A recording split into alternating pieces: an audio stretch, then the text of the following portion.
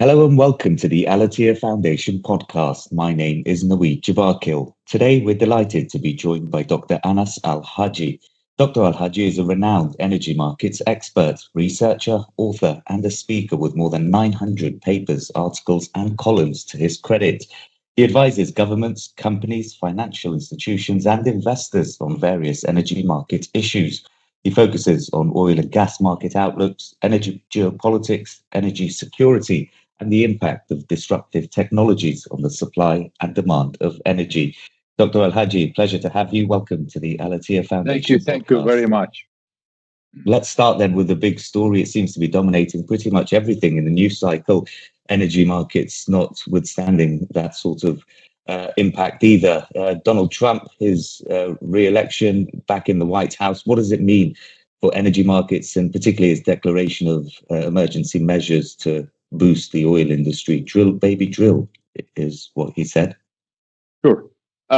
Trump declared the national energy emergency. And one of the reasons why declaring emergency, simply because if you look at the 4 years of Biden, he did not literally announce a climate emergency as his followers been asking him to declare climate emergency for 4 years. He did not declare it, but he acted on it. So the only way to combat the climate emergency that Biden acted on during his 4 years basically is to declare the energy emergency to unwind what Biden did. And while most of the focus of the analysts and the media was on the production side, most of the impact is really on the demand side. Because if you look at electric vehicles, for example, the removal of subsidies of electric vehicles and at the same time bashing electric vehicles despite the existence of Musk next to Trump all the time, this is going to increase the demand for gasoline relative to expectations. Although also he banned the offshore or new projects for offshore wind, and that will increase the demand for natural gas. So most of the impact really is going to be on the demand side. On the supply side, he cannot deliver on drill, baby, drill. He cannot increase production. There are several reasons for that. I just mentioned a few quickly. As everyone knows, U.S. oil production at record high, U.S. natural gas production at record high, U.S. LNG exports at record high. So why the emergency? Again, because to unwind the Biden climate actions. But when it comes to production, he cannot deliver the 3 million barrels that a day that he promised. And one of the reasons why, because when the shale industry, especially since 2015, was built on cheap money. Interest rate was almost zero in 2015. That's not the case now. And if you look at the structure of the oil industry, it was mostly small companies and medium-sized companies. Now it's Chevron and Exxon. The whole horizon for the industry changed. It was drill, baby, drill because you want to sell to the bigger guy. Now you don't have a bigger guy than you to sell to. So these are some of the issues, of course. And the other issue is with record high production, the decline rates are very high. We are producing about 9 million barrels a day from shale. We need several millions of additional oil every year just to keep production flat. So most of the investment basically will go just to keep or maintain production. And it's interesting because he made some comments recently at the World Economic Forum as well and seemed to single out Saudi Arabia for not lowering oil prices. So there is the political aspect for this. Obviously, inflation is something that Donald Trump has spoken about and the need to lower interest rates as well. If you look at the impact of his policies, energy policies, as you rightly say, the US oil industry is driven by markets. It's market decisions that mean companies pump more or less and already at capacity in both oil and gas. But what does it mean for the Middle East region, do you think, for the OPEC plus producers and the GCC traditional oil producers? No one who monitored Trump's and the oil business was surprised with Trump's comment. He's been repeating this for more than 30 years. I mean, way before even he became a candidate, he was talking about it. He is anti-oil, anti-OPEC, anti-Saudi Arabia, etc., despite his visit to Saudi Arabia during his first term. So his statement basically fits with his history. But let's face it, he really wants lower prices, or he wants the help of Saudi Arabia and other Gulf states so he can reinforce the sanctions on Iran and Venezuela. There is no way he can enforce the sanctions if they are not going to increase production. So he got stuck. He promised people that he will reinforce the sanctions on Iran from his first day in office. Well, he's been there for more than 10 days, and we haven't seen anything yet, simply because he couldn't guarantee an increase in production from others. Yes, there is the political aspect, and there is the threat of tariffs, of course, that he's using on any country that he wants something from. And he threatened Canada, which is an oil producer. In fact, most of the countries that he threatened, even in South America, are oil producers, and they export oil to the United States, including Mexico. And looking more broadly at the market, then we've got this uncertainty, if you like, stemming from the White House. Not clear where that's going to go. But looking at the international oil market, what's your outlook for 2025? One of the issues that we have to look at is in 2024, the most important development was the success of OPEC Plus in achieving its objectives. OPEC Plus have three objectives. The first one is stabilizing the market. The second one is reducing volatility. And the third one is to prevent prices from collapsing, because the collapse in prices increases volatility. So they are interrelated goals anyway. And when it comes to 2025, the main source of volatility in 2025 is Trump. His threat basically on Iran to enforce sanctions on Iran, to enforce sanctions on Venezuela, the threat of sanctions on Russia, the tariffs on Canada, which is about 62% of U.S. imports, oil imports, come from Canada. The threat of tariffs on Mexico. So all of these things basically increase the volatility in the market. So the main source basically is going to be Trump. The second issue that we focus on is that what we call the V8, the 8 countries within OPEC Plus that cut production voluntarily, and they agreed to extend the cuts until the end of the first quarter. Then they will start unwinding those cuts gradually over a year, and we got to see whether they will end the cuts or not at the end of March. And this is a big issue. And I think that they will unwind only if what we see in the market today, that we have a major decline in inventories in China, India, United States, and Europe. And we don't know whether this is the result of the sanctions, because it caused a lot of confusion in the market, or because of real increase in oil demand. So we got to figure this out in the next 2 months.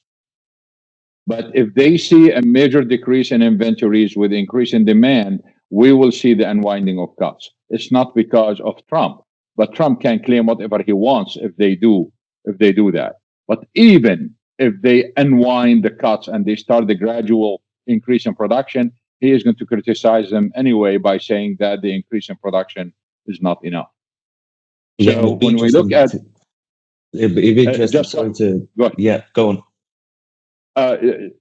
Right now, we see that whatever we've seen in 2024 will continue into 2025. So we are calling it the sideways scenario, where Brent will be in the 70s, between 70 and 80, unless we see those changes. And if we see them and then OPEC unwind, then again, we go back to the 70s for Brent. And it'll be interesting to see whether or not these tariffs and the threat of tariffs do materialize, because you'd expect that if what President Trump says is close to what's going to be realized, it's going to have an impact on economies. Yeah. We ran several scenarios, and from a game theory point of view, the ultimate situation basically is to start from a very small tariff, which is probably 2.5%, not the 25%. and increases over time until he gets what he wanted. If he imposes the 2.5% tariff throughout on everything, this is not a big deal. The impact is very limited. Here is the problem. The problem is we have China spending billions and billions of dollars on stimulus last year, and it did not work. And it did not work simply because of trade wars. So even before imposing the tariff, we have a serious problem worldwide. Growth in Europe is very little. We don't have that much growth in Asia. The United States economy is still struggling. So trade wars are wreaking havoc on the world economy and therefore on the oil demand. The reason why OPEC Plus being cutting production, simply because we have a growth in oil demand, but it did not match the earlier expectations. And that's why we have all those problems. So intensifying the world trade war is going to make the situation worse. And let's talk about LNG then. What's your outlook for the LNG markets and nations like Qatar watching that closely in 2025? It's really kind of ironic here because when everyone was bearish on LNG last February, we were the lone wolf in the market who was bullish. And we told our clients, look, the market is really tight and we are going to see a very tight market later this year and next year. And we got a lot of pushback from various people. And now basically we see that outlook basically was the most correct one in the market. We were bullish, we are still bullish. But all of a sudden we were hit on Monday by the news of DeepSeek. And it forces us right now to review all our outlooks, the medium term and long term to 2050, especially on LNG, not only oil, simply because DeepSeek reduces the energy consumption of AI. And we were counting all that energy growth to 2050. Most of that growth will come from AI. And now with cutting the energy use significantly, we have to revise all our outlooks. So the main conclusion until today, now we don't have clarity on DeepSeek until now. We don't have enough information. But what we know until now is that LNG demand will grow. So we are still bullish. But it's not going to grow as much as we were thinking last week, simply because of the cut in energy consumption of AI. Interesting. And gas, obviously, LNG seen as a relatively cleaner fuel if the world is to achieve its goals. Moving on to COP then, and the bigger picture, I just wanted to read you a short bit from a recent open letter that some experts penned, saying its current structure, this is the COP process, simply cannot deliver the change at exponential speed and scale, which is essential to ensure a safe climate landing for humanity. This is what compels our call, the letter said, for a fundamental overhaul of the COP. Is the COP process still fit for purpose, in your opinion? Well, I will explain the reasons why we were bullish on LNG. When we talk about bullish LNG, not only the production, we are talking about the whole supply chain. So even when we talk about the making of LNG carriers, for example, we are bullish on that too. So we are bullish on the whole supply chain of LNG. And the reason why we were bullish, first of all, this increase in energy demand comes from the AI, comes from autonomous vehicles, and the other issue is urbanization. This massive urbanization worldwide. I mean, people think that population growth causes energy or increases the energy consumption. No, it's really the urbanization that increases the energy consumption. I'm going to give you some examples. As everyone knows, that at the end of the war in Afghanistan and the withdrawal of the U.S. troops, the U.S. brought in tens of thousands of Afghans to the United States with them. When they brought in those families, immediately, the moment they put them in an apartment, even the man does not have an income, even without income, their energy consumption increased by 70-fold. Those immigrants who are going from Africa to Europe, and those who are coming from Latin America to the United States, their energy consumption, the moment they land in the US, their energy consumption increased by about 40-fold. And when we talk about immigrants, just think about it. In the EU, there was more than 5 million immigrants only in 2021. So we're talking about very large impact coming just because of the urbanization resulting from illegal immigration. So imagine what's happening within the countries themselves. So if you look at the whole package like this, energy demand is increasing. The capacity of solar and wind is increasing, but it's not enough. And therefore, we have to find something to fill that gap. And that gap most likely is not going to be coal. And nuclear takes a long time. So the only fuel left is natural gas. And since you cannot transport natural gas via pipelines between continents, the only way to use it is to have LNG. And then we have the problems with pipelines. We know what happened to the pipelines in Europe. We know that there is no way you can have pipelines in the Middle East because of politics. So we have only LNG basically to go around the world. If you look at Russia, for example, the only way they can diversify their exports away from Europe is literally to build LNG and ship that LNG. So the future is LNG. Then you add to it the failure of some green policies. I mean, the idea that the government is always right, we know that's not correct. So when some green policies fail, the only or LNG basically will be the default fuel, literally, to balance between the climate change policies and having some energy security. So that's why we believe the future is for LNG. That's why we are bullish on all LNG companies, on the whole supply chain. The only issue right now is we need to figure out what is the impact of deep sea. And we have to be careful with that, because while it reduces the energy consumption significantly, at the same time, it makes it so cheap to use it, which means that its use worldwide will be massive, and that increases energy consumption at the other side. That's why we need to look at the net, and that will take a lot of research. And moving on to the COP process, what's your view on its current role in the world, and is it still fit for purpose, do you think? Personally, I believe COP28 that was held in Dubai was a watershed moment in the history of the environmental movements and the whole process of climate change. We predicted 6-7 months earlier than that meeting that COP28 could be historic because it is going to change the narrative. It's going to change the climate narrative. And it literally changed the climate narrative on several fronts, including the one regarding natural gas and LNG. So it's, in a sense, excuse me, it was positive for the oil producers and the natural gas producers. And after that, we've seen what happened in Baku. And now President Trump basically withdrew from the Paris Agreement. So I think they are becoming less relevant than before.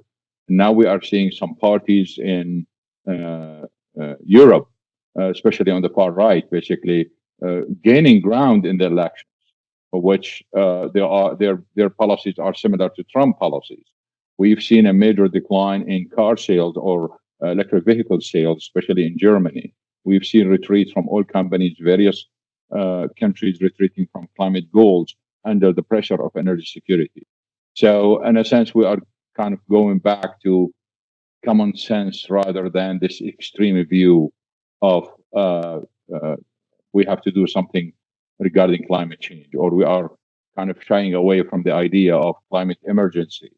And that increases the demand for natural gas and LNG. And compared to COP28, obviously the size and scale of the one in Dubai, COP29, relatively underwhelming. What's your assessment of what came out of there, in particular when it comes to the impact on the oil and gas industry? Well, as you know, the oil and gas industry historically was banned from those meetings. And basically being on the table showed or taught us a very important lesson. If you want to make a change, you have to be at the table. And this is a message to everyone, including those who are divesting from oil and gas, because we view those who are divesting from oil and gas as rabbits who are just running away because someone else is going to come from another country who does not care much about climate change, is going to be at the table. So divesting basically because of climate change is a bad idea. You want to make the change, stay at the table. And that's the main lesson of COP28. If you want to make a change, whatever it is, you have to be at the table. And I think the oil and gas countries and companies found out that it is very important for them to be part of the solution rather than being on the side. And looking forward at where the oil and gas industry is going to move in the COP process, COP30 in Brazil, we're expecting that to be a sizable one again relative to what happened in Baku. Do you expect the oil and gas industry to play a larger role in that COP and COP processes going forward, particularly given the withdrawal of the US from the Paris Agreement once again under Donald Trump? What's that going to mean for the process? It is really ironic if you look at it. We had COP in Egypt, and Egypt is an oil producer. And we have COP in Scotland, and Scotland basically is an oil producer. UAE is an oil producer. Kazakhstan is an oil producer. And now we are moving to one of the biggest growth countries in oil production, which is Brazil. So the answer is yes, it's going to play a very significant role. Even people on the left who are kind of supporters or strong supporters of adopting climate change policies to fight climate change, like the current government in Brazil, they find out that they need to increase our production because of various reasons. So while we are seeing this retreat, at the same time, we are seeing the involvement of the oil producers where they increase their solar capacity. They are increasing their wind capacity. I mean, if you look at the UAE, for example, you look at Saudi Arabia right now, Brazil basically being at the forefront of this since the 70s because they went for flex fuel, a renewable fuel since the 70s. So we are seeing those development in the oil producing countries that were not imaginable just 20 years ago. And there's quite a lot happening in this region, in the Middle East currently, in terms of exporting some of that. We had the announcement in Abu Dhabi just earlier this month, actually, about the gigawatt project, 6 gigawatt project that they're going to offer electricity through battery storage, which could be a game changer. And then also looking at the impact of the international investments that they're doing in the renewable space. But looking at oil, the IEA, their outlook for last year says that weakening demand is something that's going to be a common trend towards the end of this decade. This is a question I'm sure that you've got asked a lot throughout the decades in your career. Peak oil, are we finally reaching it? We were the only one in the world who produced an outlook to 2050 3 years ago, showing no peak oil demand at all. And we explained all the reasons why, and we pointed out the mistakes in the other outlooks that been predicting peak oil. And if you look at OPEC outlook, they kept changing it because OPEC started with the idea of plateau in the mid 30s, and now they are saying that look, there is no peak oil until 2050 because simply the outlook is 2050. And I think everyone will come to this conclusion. Let's remember that BP predicted that peak oil demand happened in 2019, and then they forwarded that to 2022, and now they are saying it's going to be in 2025, and now we know for a fact that it's not going to be in 2025. So there is no reason to worry about peak oil demand at all. Electric vehicles are completely misunderstood. There is a lot of hype about the impact of electric vehicles on oil demand. And if you go through the numbers, and we don't have time to go through all of this, probably we will allocate kind of a whole session for it. If you look at the media hype, especially certain organizations that got a lot of money and support to promote the idea that electric vehicles are reducing oil demand significantly. One of the issues that notice that they focus on sales only. They don't tell you how many actual electric vehicles on the road. Notice that they focus on the percentage increases in sales. They don't tell you the exact numbers. So the game is clear. But once you look at the actual numbers on the road, you realize what's going on. Right now, we have about 50 to 55 million electric vehicles on the road today. What is the impact of that? That's about 1.3 million barrels a day, and that's it. And this is the direct replacement. But those electric vehicles use a lot of light crude and naphtha in making them, mostly naphtha, because the batteries are so heavy.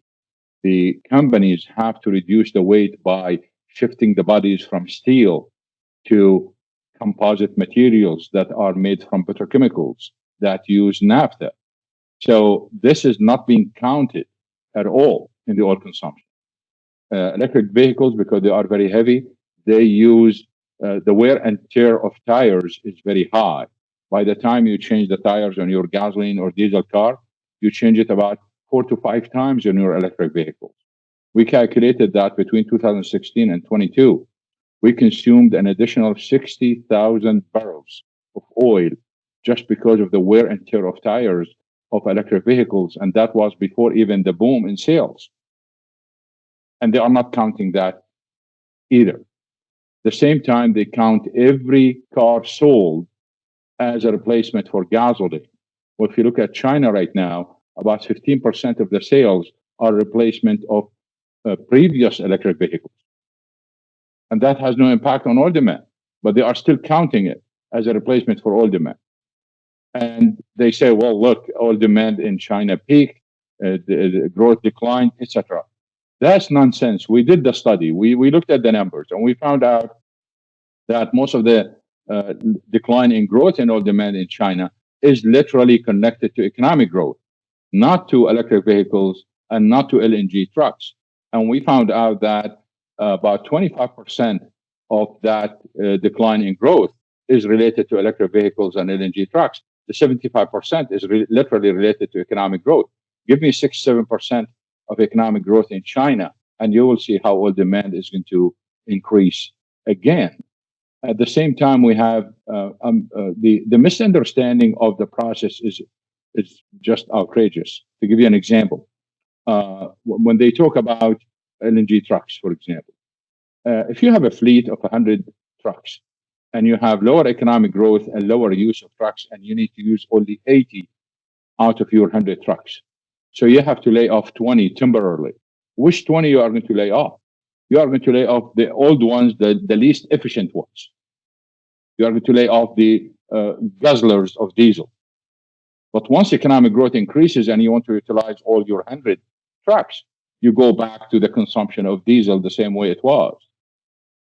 And that's really important to understand, that during periods of low economic growth or recessions, be careful. Do not extrapolate. I'm going to give you another example. If you have a recession like in Germany, for example, and energy demand declines, the sun does not care whether you have low economic growth or recession or not. The wind does not care. What does that mean is the managers at various utilities have no choice but to reduce the use of natural gas and coal because they cannot control solar and wind. So it's naturally, we will see increase in share of solar and wind when you have recessions. It has nothing to do with government policy or climate change policies. It's just the nature of the business. But once you have economic growth, the sun does not care, the wind does not care from where you are going to get your energy. You have to go back and use natural gas and coal. So we have to be very careful during these times because of low economic growth. Yeah, it's something I think that the entire world will be watching, policymakers as well. We've got another major meeting happening in Munich next month, a security conference where energy, I think, and climate resilience is going to be featuring, particularly around the European continent. I wanted to pick up on that with you spoke earlier about sanctions and tariffs and the impact that they have, looking at the new US administration. Russia, probably a prime example in recent years of how oil producers or gas producers can react to those sanctions. It's repositioned itself, if you like, from a major provider to Europe, Western Europe, to the Far East, exports of gas increasing to that part of the world from Russia, in particular to China, but also supply to Japan through Sakhalin. Does that mean, do you think, in your opinion, that sanctions on Russian gas have failed so far, essentially?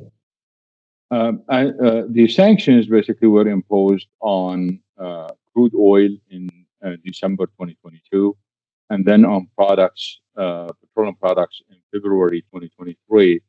No sanctions on natural gas or LNG yet, but we've seen countries basically shying away from importing Russian gas, and we've seen Russia basically stopping exporting gas to several countries because they wanted to impose certain conditions.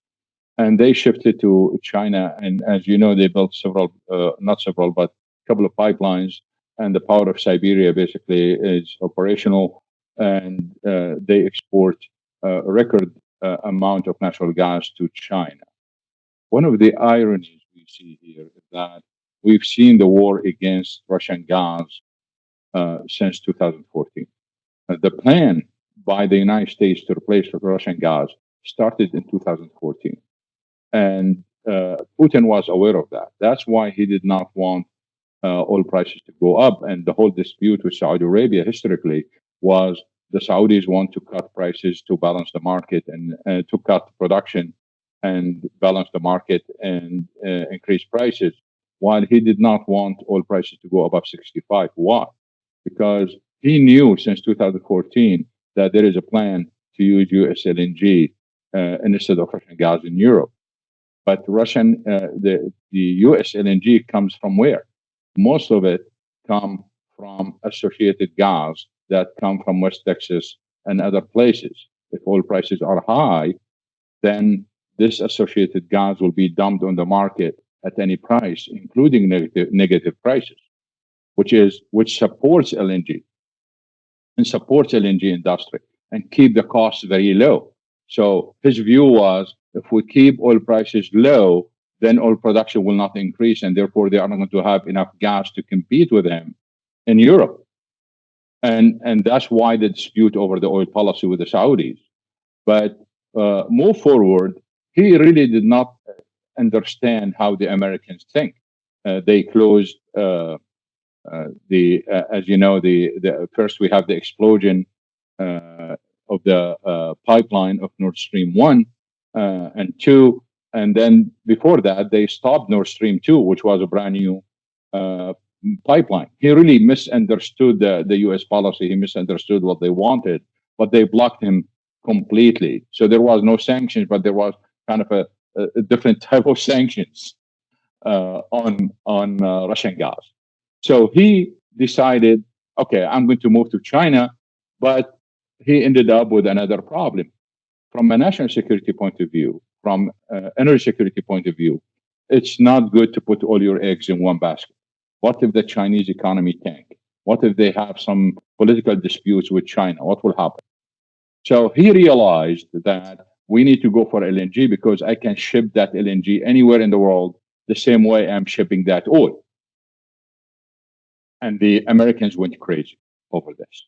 That's why we've seen heavy sanctions on Arctic LNG too, because they don't want the development of Russian LNG for strategic reasons. At the same time, they understand that once the war ends in Ukraine and then sanctions are relaxed or ignored, Russian gas is going to be the cheapest in Europe, and that will infringe on the market share of the US LNG. So I think now in the negotiations between Trump and Putin regarding the end of the Ukraine war, they are going to negotiate that. And I seriously think that they might allow Putin to send gas through Nord Stream 2 to Germany in exchange of closing Arctic LNG 2 and not developing any additional LNG. The whole idea here is the LNG sanctions are separate from Ukraine. They are completely separate. They were not imposed because of Ukraine. They were imposed because of strategic reasons. But they are going to be used in the negotiations to end the war in Ukraine. Europe is in trouble. They are still dependent on Russian gas. They import gas via pipeline through Turkey right now. As you know, through Ukraine stopped, but there are negotiations right now about resuming that. At the same time, they import a lot of LNG. Putin wants them to import LNG because he makes more money selling them LNG than selling them the pipe gas. There is no replacement for that. We've been saying this for a year and a half. In fact, we have a whole paper on this showing that there is no replacement at all, even for years to come.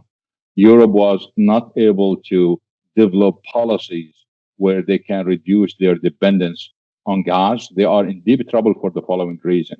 They just shifted dependence from Russian gas to US gas. And that's not security. And the reason why, because most of US LNG comes from the Gulf of Mexico.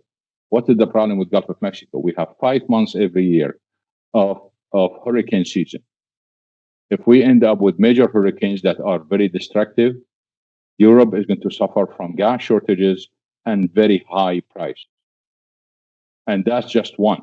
But think about how moody Trump is and what the Republicans will say in the future. But in fact, we already heard it during the previous term that they want to limit natural gas exports or energy exports to Europe. And now if Trump gets mad at Europe, he might tell them, look, I'm not going to send you that LNG. So shifting the LNG or shifting gas imports from Russia to the United States does not mean they improve their energy security. They are still in trouble. And this is going to continue for a long time. And now they have problems with Qatar because they are going to impose those environmental regulations and the fees or the fines. And that the Qataris already threatened that they might stop all exports to Europe. So they are in trouble any way you look at it. Yeah, it's fascinating to see how that one plays out. We've got a few minutes left, Dr. Anas. I just wanted to get your final thoughts then, maybe on another fossil fuel. You touched upon it earlier, coal. It's still the world's major fuel for electricity generation, about 35% of total capacity, compared with about a quarter for natural gas. Why is it, do you think, that the use of coal for generation persists so strongly?